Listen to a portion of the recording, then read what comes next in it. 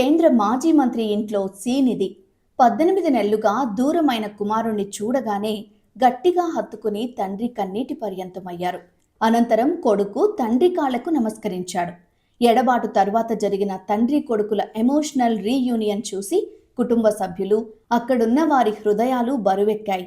సంతోషంతో ఆనంద బాష్పాలు ఉప్పొంగాయి.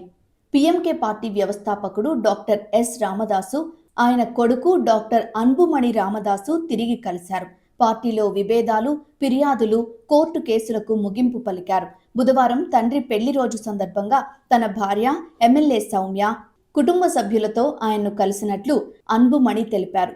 ఇక నుంచి అంతా మంచే జరుగుతుందని ఆశాభావం వ్యక్తం చేశారు. తన మేనల్లుడికి పిఎంకే యూత్ వింగ్ అధ్యక్షుడి బాధ్యతలు అప్పగించడంపై అన్బుమణి అభ్యంతరం తెలపడం వల్ల తండ్రి కొడుకుల మధ్య దూరం పెరిగింది.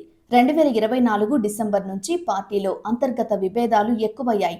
దీంతో 2025 సెప్టెంబర్లో అన్బుమణిని పార్టీ నుంచి బహిష్కరించారు ఆయన తండ్రి. వివాదం ఎన్నికల సంఘం, కోర్టుల వరకు వెళ్లింది. ఇటీవల జరిగిన ఎన్నికల్లో అన్బుమణి వర్గం ఎన్డీఏలో భాగంగా పోటీ చేయగా ఆయన తండ్రి వర్గం శశికళ పార్టీతో పొత్తు పెట్టుకుంది.